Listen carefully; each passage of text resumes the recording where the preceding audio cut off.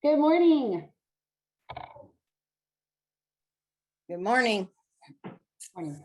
All right, we do have Congresswoman Strickland joining us at 8:30, so we will be able to get to our city, county, and state updates first. We also have Chris Eyler, who's tuning in from the U.S. Chamber, who may have just a couple of things to add as well. So we'll just, I guess, kind of quickly get to those folks and keep an eye out for the Congresswoman at 8:30. So without further ado, let's go ahead, Chris, and bounce it to you. Great, Tara. Thanks for giving me a few minutes. I will keep this quick. Since the last meeting, I don't really have that many major updates on the federal level. The Senate was out all of last week, and the House is currently in the middle of a 3-week-long district work period. So things right now are relatively quiet in DC.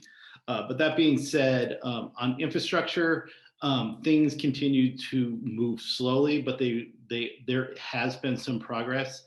And by that I mean they're still talking, which is what we want to see happen. We don't want to see this evolve into a partisan process. We want to keep both sides talking and working towards some sort of agreement. Right now, the discussions, though, continue to still focus on how big this bill should be and how to pay for it. President Biden has come down from his initial $2.25 trillion to roughly $1.7 trillion.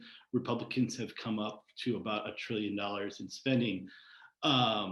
There still is no agreement on how to pay for it. The chamber, for our part, we are continuing to be largely cheerleaders for the process. Like I said, we want to keep both sides talking. We don't want to see this become a partisan process. So we are encouraging both sides to continue, as frustrating as it is, to slowly work towards some sort of an agreement. We are also, as I mentioned on the last call, stressing that we want to avoid any significant tax increase on the business community. The tax increases that President Biden has proposed in his framework, we feel would be counterproductive economically to all of the investment that would be done in this package. And it would hit small businesses fairly significantly. Nationally, we estimate that there are 1.3 million small businesses that organize as C corporations, which would be subject to the Biden proposed tax increases.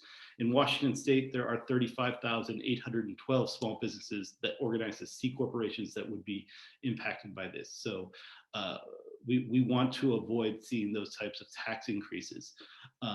There are plenty of other ways that we feel that this package can be, revenue can be raised for this package, including user fees.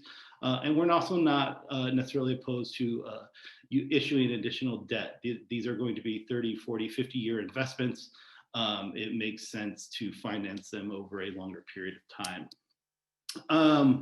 Also on workforce, I think we all are well aware that there is a very significant workforce shortage out there right now. Businesses are struggling to find workers.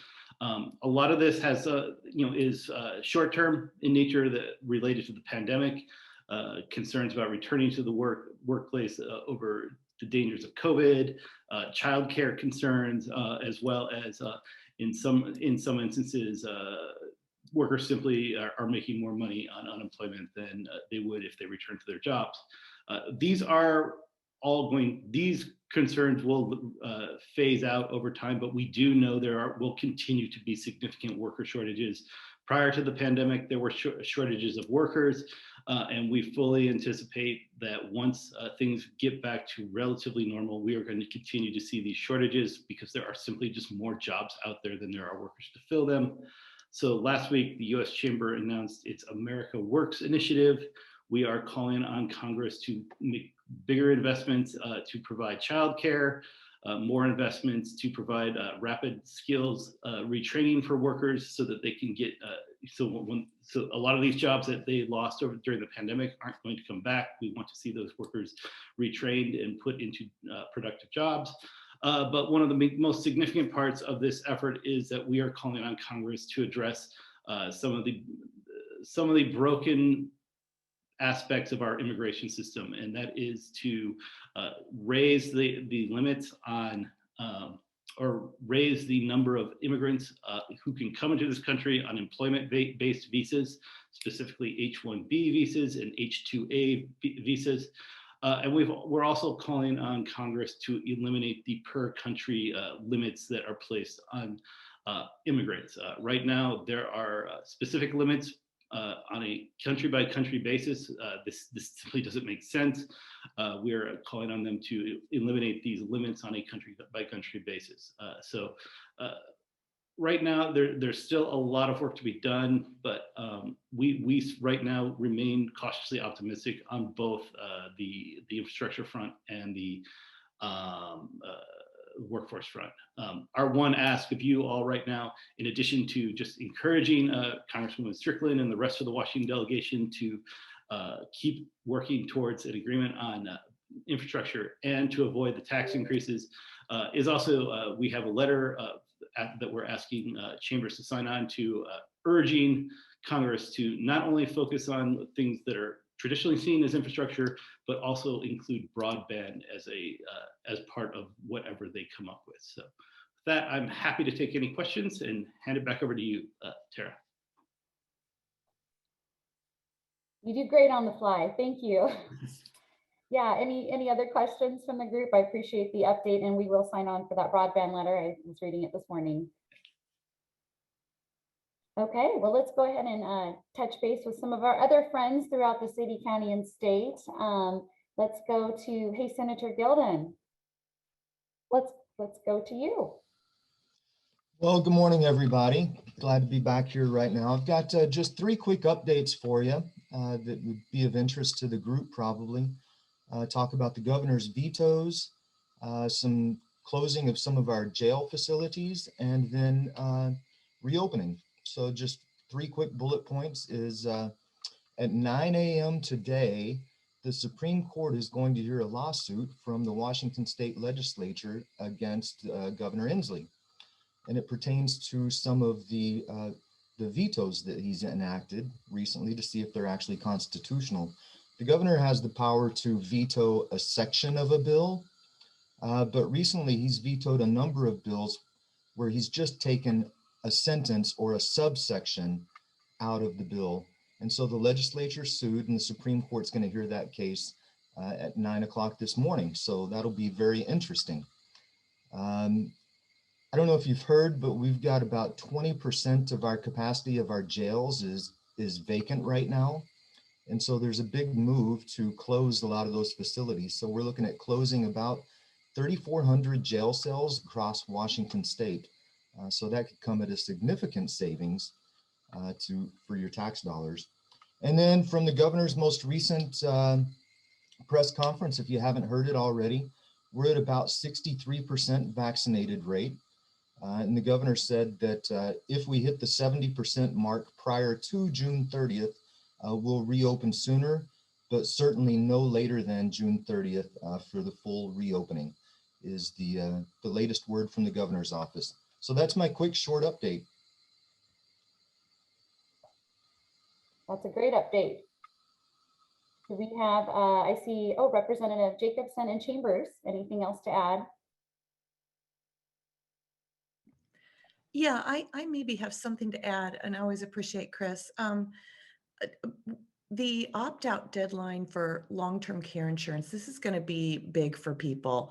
And if there's anybody at the chamber that sells long-term care policies or something, you know, maybe hype that out there, because it's going to be 58 cents on every $100. So it's going to add up to some serious money. And if you have some on your W-2 employees, they're going to have to pay this. And the problem with the legislation as it's been passed right now is I think you have to have a 10-year vest period, so older folks will never qualify. And if you leave Washington, you lose the benefits that you paid in for. And it's only a very small amount of long-term care insurance. So it's only like 38 grand or so. So it would behoove people, if they're W-2 employees, particularly if they're higher earners, that they would find some private long-term care insurance, and then they will have a letter that they're able to get, and they can opt out basically their entire working life. they'll get exempted from this for, their whole working life if they have this letter. And the cool thing about that is when they raise the rates on this, because studies are already showing it's not enough, even for the small benefit, that they'll have this letter. So just a kind of a heads up on that. And it wasn't passed this year. I believe it was passed the last biennium, but if you don't have an exemption by November 1st, if you're a W-2 employee, you have to begin paying this. And it's, in my opinion, not a fair thing. So just a little heads up on that. And then city council, we're talking about the police station building in Puyallup tonight. We're going to talk about putting that out for bond. Thanks. Yeah, I appreciate that explanation. I think that's the first time that I understood it a little more clearly, that so indeed it is long-term insurance is definitely here. We can't do anything about that. But what you're saying is more of that nuance of opting out of what could be more of what the public presented package versus some private parties that may have better protection and more true robust coverage. Yeah, and even if you're a super young W-2 employee, if you decide to get the coverage and then you get the letter and then later say, I don't think I need this particular coverage, you still have the letter. Okay. Yeah, I will answer that call to action and figure out the best way to communicate that with members and potentially have you maybe help explain some of that. I know there are definitely some folks in our membership that have been wanting to talk about what they have to offer. So we'll get some type of panel and education on that. So thank you for bringing that to the forefront. Representative Chambers, good morning. Hi, good morning. I made it in time. I was taking care of the dog. Because Chewy Chambers works on his own schedule, not mine. Well, good morning, everyone. I just wanted to maybe piggyback a little bit on what Representative Jacobs had mentioned regarding the long-term care insurance, because this is the industry that I've worked in for 18 years. And long-term care insurance is one of those that's really highly utilized. And so people kind of have a misunderstanding about who's going to pay for what as they're aging.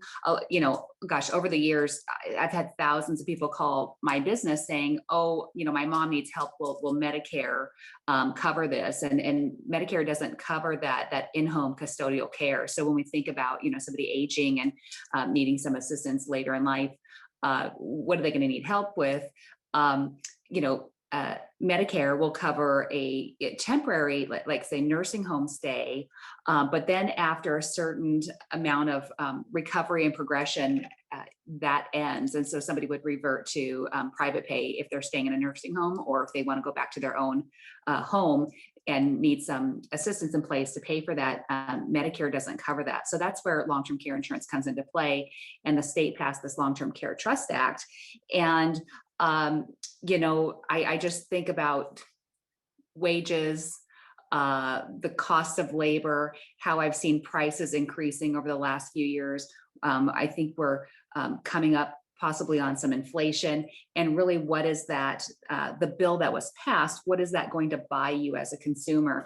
And so it's really something that if you are, in the workforce, really need to compare that benefit that you would get through this Long-Term Care Trust Act and the products that are available on the market and what that will buy you and give you that flexibility down the road in the future. And I know a lot of us are terrible about that long-term planning and having that crystal ball of what we're going to need in those later retirement years. But one other thing from the insurance side that I'm hearing is the deadline is November to be able to opt out, but you have to go through underwriting on a policy like that. So it's not the kind of thing that you can just go online and maybe like you switch your car insurance. It takes being able to qualify for that insurance and having that in place. So you have to work backwards, and it's not the kind of thing that you can procrastinate and be last minute if you're intending to explore the options of opting out on that. So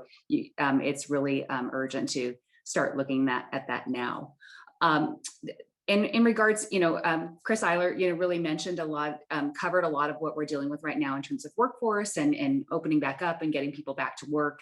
I hear from just a wide variety of industries, and a lot of industries have work. I think there's a lot of industries that are sort of counting on those unemployment benefits ramping down and being able to tap into maybe a new source of employees that they didn't have before. Essentially, the thinking is, well, if you've been out of work for a substantial amount of time, that maybe if you're coming back into the workforce, you're going to, who knows if you're going to go back into the same thing that you did. Maybe you had some time to reevaluate. Do I really want to work in this industry, or should I try something new? You know, in the long-term care industry, you know, we're hoping all those folks that worked hospitality or retail might say, yeah, I'm going to try something different. You know, but I hear hotels saying, we're hoping those people that worked in these, you know, retail or healthcare want to try out hospitality. So everybody's hoping that there'll be some crossover and maybe change of minds. But at the end of the day, there's, you know, still only so many amount of people to come back into the workforce. So we're seeing that the impacts of the increased unemployment benefits hitting everything from, you know, the price of lumber to price of services. So there's a lot of, you know, I'm in the same boat as many of the businesses here that we're looking for labor and getting people back into work. And it is just tough right now to hire. And it's hard when you're a business spending more money on recruiting and not getting actually new workers in the door. So we will, you know, see over the next couple of months as that ramps down, if we're able to add back to the workforce. And couple other, there's some, Tara, I'll be sending you some dates. We've got some ribbon cuttings and stuff that I'd love to share with the chamber, but waiting on a few more details before we can do that. Terrific. Thank you for covering that. Yeah. County Councilman Zeiger, good morning. Well, good morning, and good to see everybody, and hoping we'll be in person soon for these. I'll just touch on the American Rescue Plan work that we're doing at the county, and this is work that the cities are doing as well. We at the county are receiving about $177 million. City of Puyallup is receiving $9.2 million. City of Sumner, I believe, is receiving $2.2 million. And so, you know, I've been having conversations with Puyallup and Sumner leaders about how they would like to spend the dollars they're getting. How can we use our county money that we're getting from the federal government to leverage what the cities are trying to accomplish, or in some cases, how can we avoid duplication? And so you know, conversations I've been having with city leaders include homelessness. How can we work together on you know, moving things in the right direction on that issue? Supports to families, particularly in the Sumner Bonnie Lake area. And affordable housing is another component that's going to be very significant, I think, in what the county ends up spending money on. And I think that's going to be important to some of the city partners as well. So, and in addition to that, there are other funding streams that are coming into the county separate from what the county and the cities will be allocating. So this is a very lively discussion right now, and we're looking for input on how to spend all that money. So, you know, would be interested to have business perspectives and other community leaders who are interested in how we might allocate that. There are certainly limitations on how we can do that. There are certain ways that we can use that for capital purposes, which I think is helpful, particularly since this is one-time money. It's coming in two installments, but obviously we don't want to set up a bow wave where we're spending money on things that's going to create a dependency on future funding sources that we simply won't have. So we want to do things that build capacity, in some cases that invest in capital expenditures. So we can do that for housing and homelessness, for water and sewer type infrastructure. And there's a couple, and a broadband is another one that we can make capital expenditures. So anyway, we could go on about that, but that's just a quick overview of the kind of decision making. I expect that we will make our next iteration of county spending likely within the next month. We already set aside $50 million for emergent type needs, and that included, and I see Betty Capistani's on the call, that included $8 million to fully cover the phase 2 rollback relief grants, $10,000 grants that went to small businesses. as well as $5 million toward an entrepreneurship program. And looking forward to what Betty is going to put together with that entrepreneurship program, because I think that can do a lot of good for our county. So anyway, thank you very much. Great. Well, we'll certainly figure out here at the chamber how we might get some of that feedback to you in the next week. Great, thank you. Betty, good morning.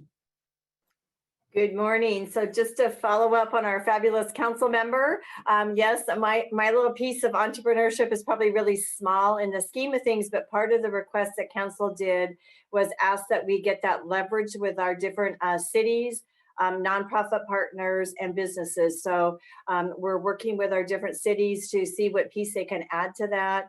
The whole goal is to grow entrepreneurship in Pierce County, to make sure it's got the BIPOC component to it, but also to make sure it's spread throughout Pierce County, so it's not just a downtown Tacoma thing. So I know Meredith, we've been on calls talking about this, and others. So I look forward to Tara, you giving some feedback also into that equation. Congratulations too. I see you were out in Denver to your school, so I'm glad you made it back, or maybe that wallboard is from Denver. And then the other part, we did talk about really the thing that I feel like is on the horizon is that whole thing about talent and where talent's going to be. And we are hearing from a lot of our businesses. So Anthem, it would be a great one, since that's also a Puyallup business. They can't get their employees. The employees aren't showing up. They can't get them. You got the owner sitting there doing 4 different jobs. And so we're hearing this across the board. But then we're also hearing some of our hospitality industry are trying to get creative. Who would ever think that Red Robin would be giving a $400 hiring bonus? I mean, Ocean, is it 7 or 5? Over at Gig Harbor, they're actually doing, if an employee stays for 90 days, after that 90 days, they get $500 for every one of those months. So they get a $1,500 bonus. So they're trying to incentivize people staying. Another program that we're working on is an internship program that's a paid internship for kids 16 to young adults 25, and getting them out into the business community. It does have soft skills.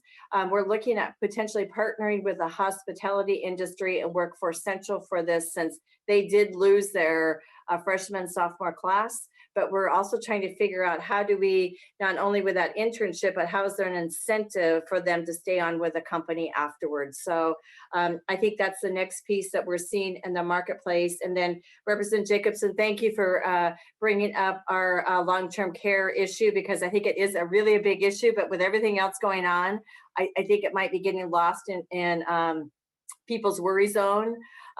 So I appreciate you bringing that to the forefront. And Tara, that would be a great, if you're able to figure out that member added benefit program that I believe, over the years chambers have done, because that could be a really good timing for that in the equation. I don't know if AWB or someone else is also exploring those options for you to piggyback on.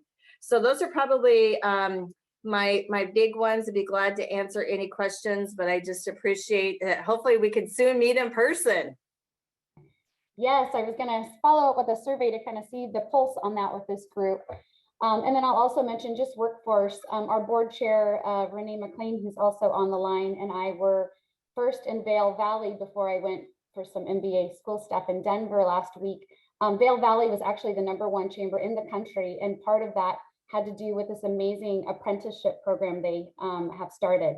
So any work the county is doing on internship and kind of looking to some of the high school students and I guess leveling them up into a career within even like 3 years is something that I know the chamber would like to kind of march hand in hand with you on. So I'll follow up and see what your ideas are, and we'll see what role we can play in that as well. That's awesome. And actually our lead partner is Workforce Central. So then we're connecting all the entities into Workforce Central for that process. But that's great, Tara. And I love to hear what they did in their community to see what we can leverage off of. Perfect. Well, and good morning, Renee, wherever you are in the screen. There she is. We had a great time in Colorado. Let's see. Okay, I know that Ryan Windish, you've got a time constraint. Let's go to Sumner and start with you. All right, thank you, Tara. Good morning, everyone. Can folks hear me okay? Awesome. We're talking about ARPA here at the city. In fact, the meeting I'm going to be going into, our city administrators wanting some ideas from staff as to what he thinks we should be looking at for ARPA monies. I know what I wanted to be spent on in terms of economic development, at least be headed in that direction. And we've heard about leveraging this money. It's one-time money. How do we leverage it?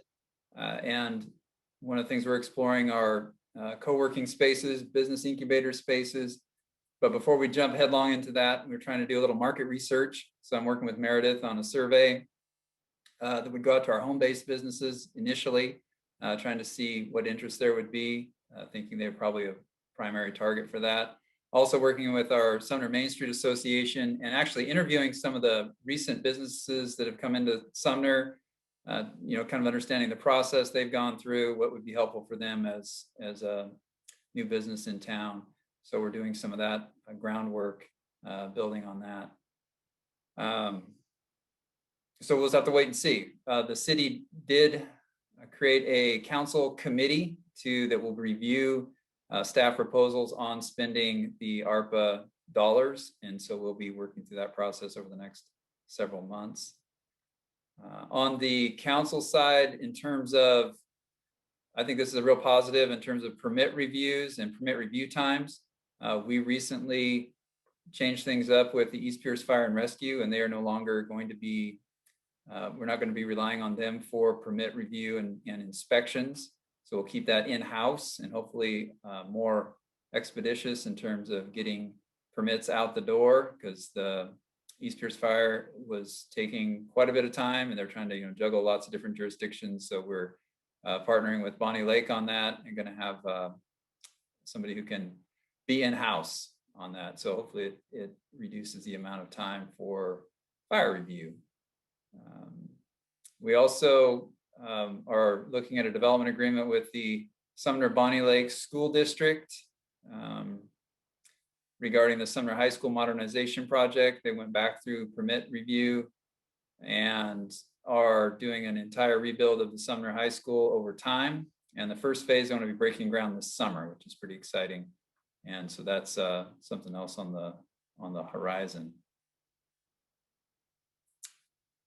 There's a couple other things that I'm not remembering. Maybe Deputy Mayor Hayden remembers. Oh, we adopted the housing action plan. We've been talking about that for months. And now we're going to go into kind of implementation stage. The council adopted it this last month. And now we're going to be looking at, what changes do we want to make to our code that are on that list of actions? Whether we're increasing SEPA exemptions, whether we're allowing for short plats, to be bigger, to be more than 4 lots. I mean, different things. Do we loosen up our accessory dwelling unit regulations? What can we do to promote affordable housing in Sumner? And then we also are closing in on the final presentation from UW-Tacoma on our Main Street Visioning project. Really excited about that. The students have narrowed down 3 areas of the city to be looking at: activating our alleys, of course, the Main Street corridor in general, and then our Heritage Park, where we have our concerts in the park and other events. So excited about those details. That is what I've got, Tara. Thank you.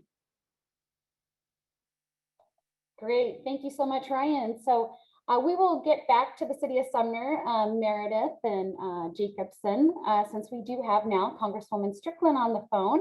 I'm so happy to have you. I know she doesn't need much of an introduction. We know her as a great champion of business, former CEO of the Seattle Metropolitan Chamber, 8 years as our City of Tacoma mayor, and now what a great ally to have right here in the 10th Congressional District. So thanks for being here, Congresswoman Strickland. Well, thank you for the introduction, Tara. Excuse me, it's nice to see all of you. It's been a minute since I met you all in person pre-pandemic, and since then, I was on Drinks with Daniels on Chris Daniels' show on King 5, and we actually filmed it at Bourbon Street Bar and Grill. I've had a chance to meet with the board of directors of the Washington State Fair, AKA the Puyallup for me, because I grew up here. I always think of it as that. And then the Quorums hosted a lovely reception for me at their Nissan dealership, where they hosted me with a lot of business owners. I had a chance to go out and actually visit one of the businesses on site. I also had a chance to meet with the city of Sumner. We went to Delano's. I did a walk and talk with them along their bridge corridor that they want to redo and widen to improve access to their warehousing business district, and just an opportunity to learn more about some of their priorities. So thank you for having me here. As a freshman in Congress, it has been interesting and eventful to say the least, but I continue to stay focused on the fact that I was sent to DC to deliver for the people of the 10th Congressional District. I serve on 2 committees, and as a freshman, I made out well. I'm on the Transportation and Infrastructure Committee, which is probably the least sexy thing you can put on a bumper sticker, but it's about the vital infrastructure that we need to help people meet their basic needs and to keep commerce going in this growing region. I also serve on the House Armed Services Committee, which, as you know, is vitally important because of the presence of JBLM, the largest military installation on the West Coast that has a $12 billion a year regional impact and is the largest single point employer in the entire state of Washington. I want to share with you some of the things that we've been working on. Last week, Representative Schreier and I hosted at the East Pierce Fire District a summer wildfire event, just reminding folks that 95% of the fires that were started during the last fire season happened because people made bad decisions. So we're just telling people to be careful, have an evacuation plan, have your go bag ready, and just do what you can to understand that when summer comes to the Northwest, it means it's wildfire season now. In addition to that, I have sponsored some bills, including signing on to Representative Jason Crow's that I'm co-sponsoring, that's going to make $20 billion directly available to local and state government to address some of the damages and prevention that we can do around wildfires. I've also joined Representative Schreier's bill to reduce fire through prescribed burns, stopping wildfires from getting out of control, and just doing what we can to control what we can. I also am working on the Invest bill, where through transportation infrastructure, I submitted a list of projects. I apologize that every single project that was submitted did not get on the list, but we have many rounds of funding. And I tell folks, as I know, as a former mayor, we just continue to make our projects known, raise their availability, and we keep applying when we can.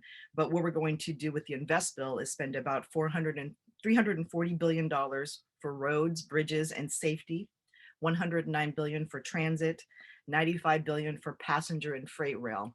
And we all know that as this region continues to grow and our highways get more congested, we want to do everything we can to keep people and freight moving in the most efficient way. I'm also pleased that we were able to pass the American Rescue Plan a few months ago. And I've talked to a lot of businesses within the entire district, and a lot of folks have said that the PPPs are literally what kept them alive, kept them afloat, and allowed them to keep people employed. So that was a really important thing that we did. I am very heavy-handed when it comes to getting people vaccinated, and the numbers are going up, which is fantastic, but we want to make sure that we're doing everything we can so that people are vaccinated, so that we can have people feel safe about going back to school, going back to work. And I'd say equally important, the fact that Washington State depends so much on tourism and that we all benefit from it in the 10th district. We want to make sure that people feel safe traveling and wanting to visit this fantastic area that we call home. I heard someone earlier talking a bit about affordable housing, and we know that that is a crisis here in our region just because there is so much demand and our supply cannot keep up. So through the American Jobs Plan, we're going to expand access to federal subsidies that will allow the construction or rehab of more than 1 million affordable housing units.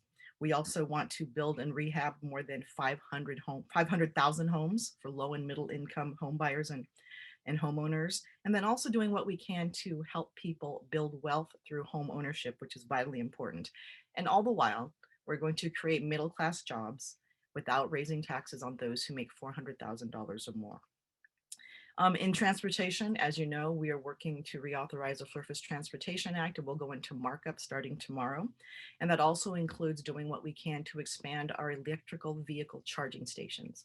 We know that carbon emissions are a big cause of why we have climate change, and we want to make sure that consumers have as many choices as possible.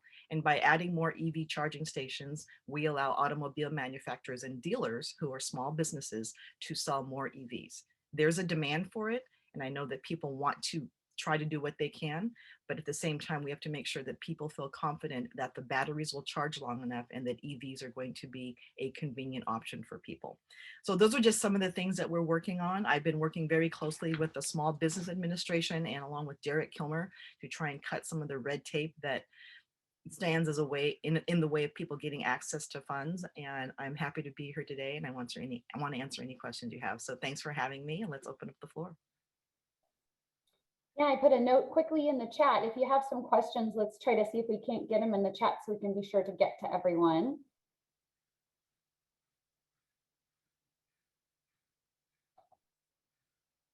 Have you all not had your coffee yet? You're not used to, they may not be used to typing. So I certainly, if you want to show a raise of the hand, we're happy to just have you just jump right in. Okay, and I can ask a question of you all as well. So let me know if you guys can come up with anything. Okay, so I'll ask a question. How do you all feel, and this is just a total open mic, whoever wants to jump in, how do you feel about how vaccinations are going and how confident do you feel about a recovery? I feel very bullish because I think there's so much pent up demand. And every time I go past a parking lot of a restaurant, it seems like it's just crowded and busy. But as business owners on the ground in a lot of different sectors, tell me what you're seeing and hearing and how can I be a better asset and a source for you?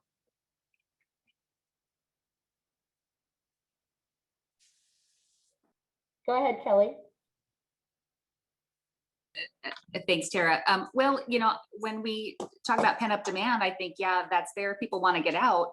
But, in the last, 2 weeks here in Puyallup, we have one of those kind of hometown restaurants that is having to close at 1 p.m. because they don't have the labor to stay open all day. So I was getting my car washed, and the owner of a large chain was out there drying cars because he said, I can't get high school students to work for $17 to $19 an hour. I talked to another one of our chamber members that has a restaurant that says people are leaving my restaurant for $1 more across the street. So there's a ton of pressure to get people back to work. And, we see it's tied to the unemployment benefits. And if it's paying more to stay at home, it's hurting all of our businesses that are trying to open up and satisfy that demand, that pent up demand that's there. So I'm going to answer that in a couple ways. I think there are about 3 questions embedded in that comment and statement you made. So, staying home for over a year because of the pandemic has just made people rethink a lot because they had an option that they didn't have before. They were able to stay at home with their kids. In many cases, they're responsible for elder care, and they're just rethinking what it means to go to work. So when things have opened up, I've heard conversations about people saying, well, I have a chance to work here instead because they're paying me more. And that's a supply and demand issue. And that's kind of a natural cycle of labor. The other thing I would say too, is that especially for women were disproportionately affected by COVID. We were the ones to most likely leave the workforce. When it comes to entrepreneurship, it's been harder for us to recover. And in addition to that, whether it's fair, women tend to have the primary responsibility of caregiving. And that's caring for our youngest and it's caring for our eldest. And right now, in addition to the crunch we're having, people are having a hard time finding caregivers. I can vouch for that. We're having a hard time deciding whether or not it's worth the money we're making to go back to work. And so I would say that, yes, there might be a crunch because some people are making money off of UI, but I think that when you see employers raising their salaries, they are attracting the best and the brightest. But I think the other thing that's a really big undercurrent that we're not talking about is women's relationship with the workforce and the cost and burden of having to address caregiving. And so as we think about things we want to do in Congress, such as the American Families Plan, that's going to extend child tax credits, but it's also going to help us think about caregiving as basic infrastructure. Because if women cannot go back to work when full recovery and having to make the hard choice of, can I afford childcare or elder care when I can find it? Is it worth the trade-off of going to work, and what am I going to have to do? So those are just some of my thoughts about, some of the challenges that we're facing. And you're right. I mean, people are saying that they're having a hard time finding people to go back to work, but you have some companies who have the capacity to pay some more and they are attracting people. But what's happening right now really is a reset of work-life balance and people having to make some choices. And one thing I do want to add is that there were some studies done about, what people are doing with their unemployment insurance. And for the most part, people are just paying for their basic needs and essentials. And so as we have this conversation moving forward, we have to think about what's it going to take to ensure that our employers have a fully engaged workforce. We want to make sure that women can fully participate in the economy. And we have to really look at this caregiving infrastructure to see as a structural issue how much it affects people's ability to fully participate in the economy. Thank you for that. Chris Eyler from the U.S. Chamber has a comment in the chat. I don't know, Chris, if you just want to read it. Hi, Chris. Hi, Congressman or Congresswoman, how are you doing? I'm good. How are you? Great. First of all, thank you for all the work you're doing on the Transportation and Infrastructure Committee. As you know, we're very, infrastructure is our big push this year. And so just curious what your thoughts are on the ongoing discussions between the White House and congressional leadership, particularly as it relates to the pay-fors. As much as we want to see a very sizable investment, we do have concerns about it also a big tax increase on businesses. We estimate that there's 1.3 million small businesses that could get hit by this proposed tax increase, including over 35,000 in Washington state. So just wanted to get your thoughts on where things stand. Yeah, no, that's a good question, Chris. And yeah, of course, as someone who comes from local government where we are required by law to balance a budget, my question is always, how are we going to pay for it? And so as we think about, investing in infrastructure, I'll say a few things. We know that in this country, infrastructure is well below what it needs to be, especially even from an international standard. We consistently rate D+. And when you travel around the world, we know that infrastructure is something that we are woefully investing in, and it's keeping us uncompetitive. With that said, we need to make these investments. The return on investment when you invest in infrastructure is about $1.25 for every dollar that you spend. So we're getting a good ROI on this. And as far as how we're going to pay for it, I know the Biden administration had talked about raising the marginal tax rate on profits from 21% to 28 because the Trump administration did decrease it from 36 to 21. The negotiations are ongoing. I do believe that the president and leadership on both sides of the aisle and in both chambers want to get something passed, because I think the worst possible outcome would be to come to an impasse and get nothing done. And I tell folks I'd rather have 70% of what I want than 100% of nothing. And so I think there is ambition and goal to get something done, Chris, but where we land on a sweet spot, I'm not sure yet. But I know that the Biden administration, because the president has been in the Senate for a long time and he knows how these things work, and Twitter is not real life, that we're going to work very hard to get something passed for the American people, to put people back to work, and as you know, just to address this aging infrastructure which keeps us behind our competitors. Councilman Zeiger has a question. Go right ahead. Thanks, Tara. Thanks, Congresswoman. Good to see you. And just wanted to put in a pitch for the Canyon Road Regional Connector Project, which the funding is there for the right-of-way and engineering, but we need to secure some combination of federal and state money to get to build that road. It is, the hope is to complete that in 2027. Yeah. And that is Pierce County's #1 transportation project. It is critical for jobs in our region, critical for relieving congestion for a number of Pierce County residents, including folks over in Fife who are, dependent on that little Milroy Bridge to get over the Puyallup River, because this Canyon Road project will effectively replace that, link it up to 70th, and really make it much more of a, it will enhance, I think, the connection to the port and just so many different regional benefits. So anything you can do as these infrastructure discussions are happening to get funding for that project would be so much appreciated. Thank you. Great, thank you for that, council member. It is definitely on our radar, and as you all know, we tend to fund infrastructure piecemeal with a lot of different sources. It's like building affordable housing. The financing stack is pretty complicated, but I am aware of the regional significance of that project, and it is on our radar, and we're going to keep going as we go through different cycles of funding and think about how we can help support it. Thanks for making that pitch. Thank you. Great. I guess I have a quick question. Have you had an opportunity to meet Krista Linden out at Farm 12 yet? I have not. So she, aside from some other phenomenal work she's done with her event center and her Step by Step Foundation nonprofit, is now moving forward and swinging at an early childhood education center on her property. So truly addressing the women that are working for her not being able to come to work because the children are unattended and not something she can afford. So I know she's tapping into grants and is just flexes those muscles really well, but I know would appreciate an introduction.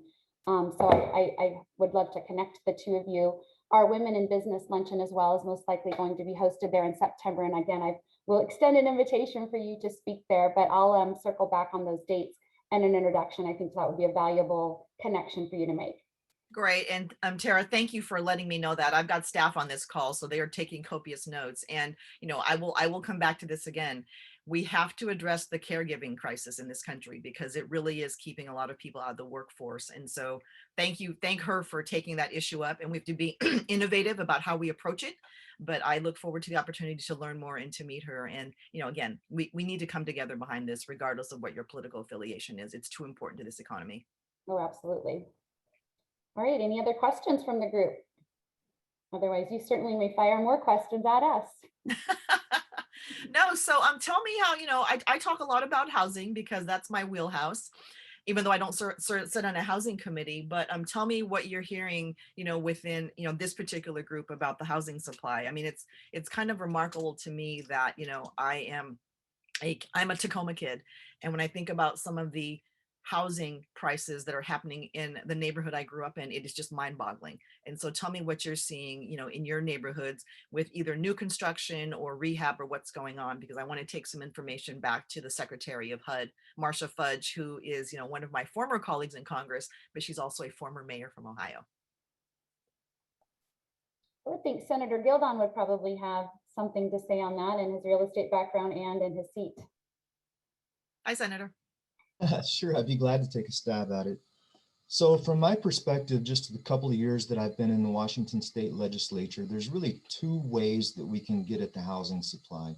And it has to do with supply, is either we can increase density in available building land, we can increase density, or we can expand the boundaries of land that we have available to build upon.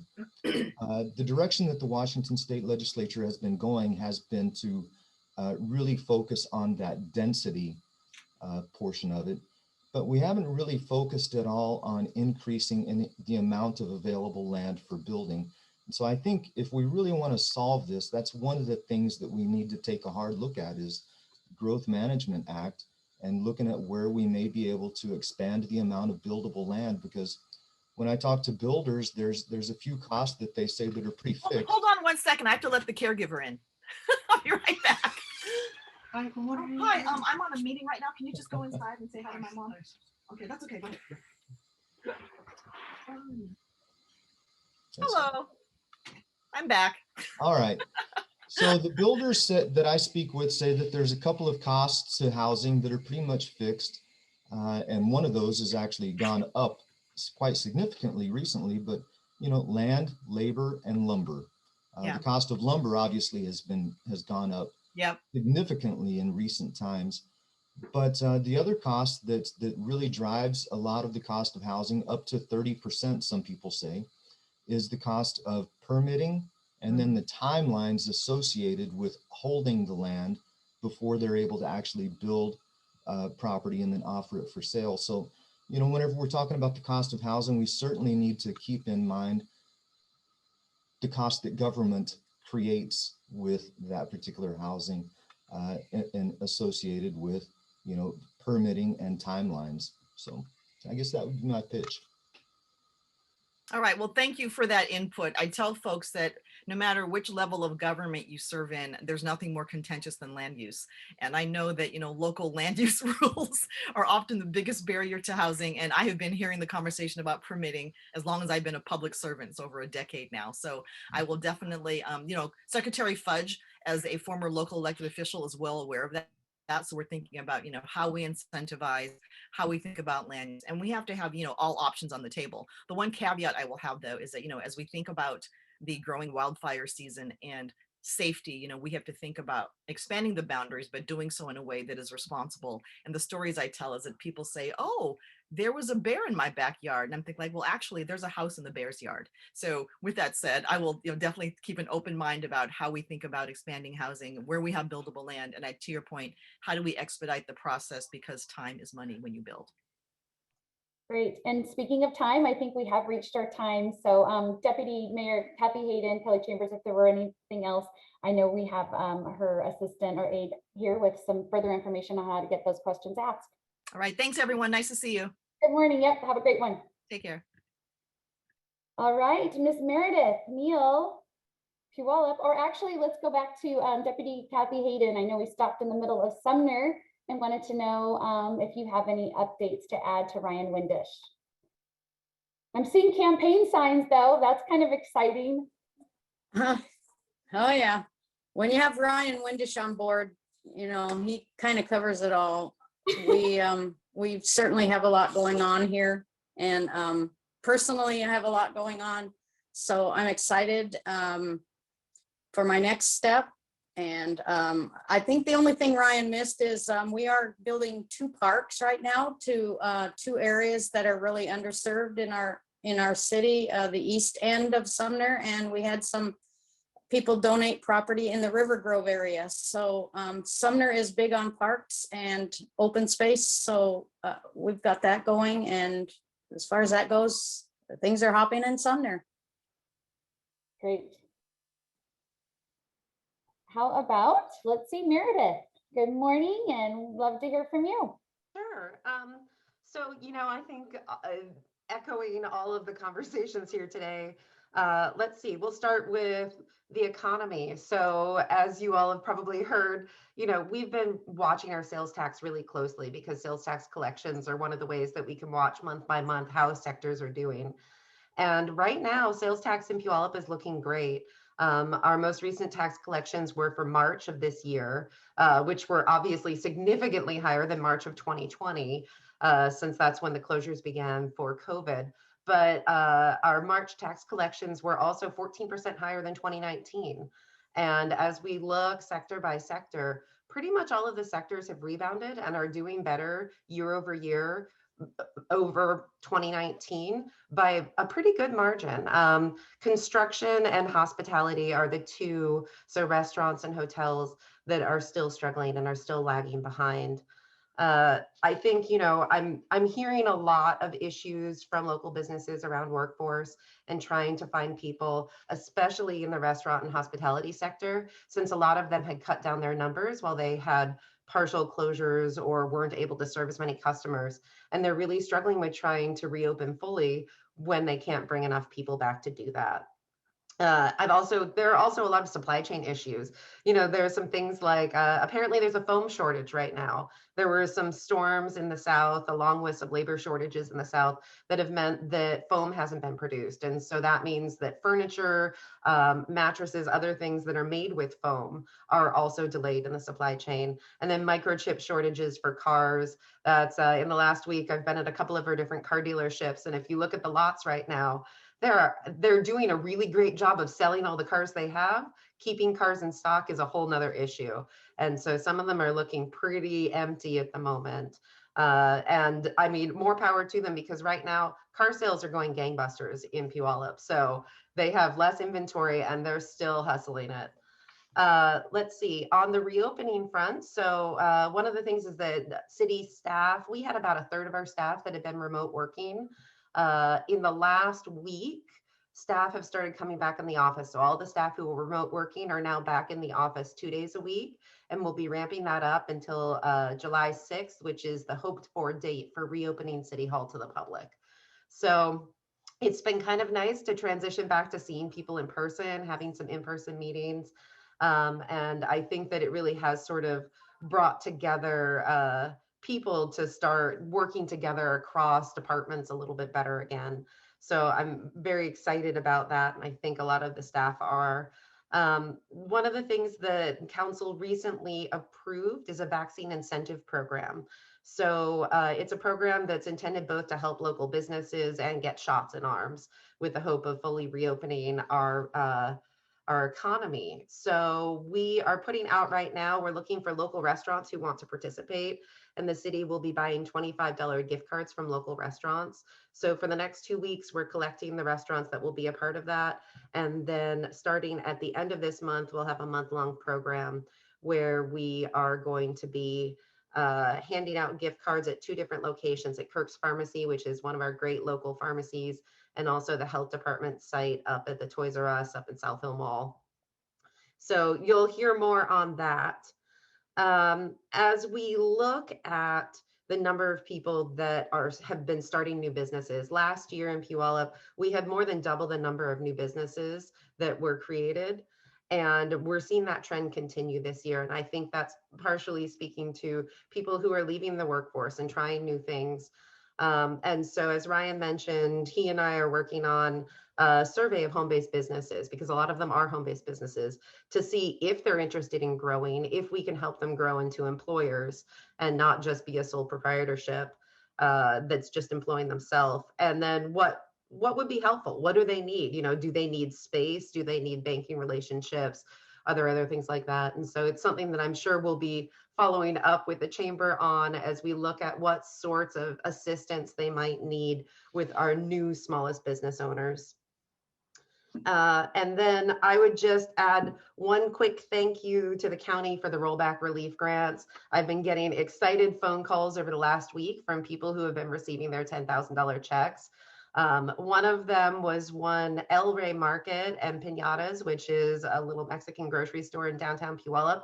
This is the very first piece of money that they've gotten during all of COVID. And they had some trouble both in language barriers for applying for things, and also because they have both of their businesses combined under one umbrella. They were struggling with figuring out how to untangle those. And so county staff helped me out, and we helped get them in there, and they just received their check. So it's really wonderful to see some of those efforts happening where we're helping the businesses who really have sort of missed out on the rest of these opportunities because they have some barriers to be able to get funding. So I think I'll leave it at that. Oh, and I guess I would say the one last thing, you know, events are starting to come back, and it's been really fantastic to see. And I know that speaking to our small business community, they've just been thrilled at the fact that they're seeing Puyallup lead the way in a lot of ways. You know, the fact that we're going to have a 4th of July celebration on July 3rd, the Red, White, and Kaboom celebration at the fairgrounds that the chamber is hosting. Meeker Days is going to be coming back. It'll look a little bit different than Meeker Days in the past, but it's still going to be a 3-day celebration in August in our downtown core. The fair, all of the events that are happening at the fairgrounds and are starting to get planned now. We're seeing concerts coming back. I think all of that, along with like our farmers market is doing amazing right now. They've had over $100,000 in sales each week. And the market vendors, who a lot of them had really been struggling over the last year, are starting to dig back out of that. So, you know, on the reopening front, I think we're all really thrilled to see that people are coming back out and that things are starting to open back up. So I'll leave it at that. Yeah, no, thanks for mentioning the 3rd of July event that we are partnering with the fair, and very, very excited about. I'm going to I hope you're not thinking this is a shameless share, but I am very, very proud of an article that the chamber was recognized for. And the reason I'm sharing it is because by no means are we the highlighted. I mean, it might be my face larger than life, which I don't love, but it's definitely a testament to the city and county and our state partners. You know, when a reporter from the Puget Sound Business Journal is poking around and just noticing the retail sales tax dollars, the resources that went into this area, and we're the ones sort of, you know, being, you know, wrote about in a regional paper that large. It was really exciting. So I'm just sharing that as again, a kudos to all of us that are on this call, because I don't think any of us stopped swinging during COVID, and definitely got to show the worth. So. Yeah, and I would say the Puget Sound Business Journal, I just spoke with Shauna, and so they now have a South Sound based writer. They've been paying attention to all of the things happening down here, and decided that it was time to have a desk down here. So as of about a month ago, we now have a South Sound based writer, and she'll be writing up an article this week on the economic development initiatives happening in Puyallup. I think, and it's really great to see the things happening here being shared with a regional audience. You know, this is a Seattle-based paper and a Seattle-based group, so pretty awesome. Yep, we're on the maps, folks. Good work. Good work to all. All right, everyone. Well, thank you so much for being on this call, and I look forward to seeing you next month. And I will follow up with a survey. I obviously want to be back in person. That's me, personal preference, but I'll get a pulse for this group and see if that's where we're headed for next month. So thank you. Thank you all.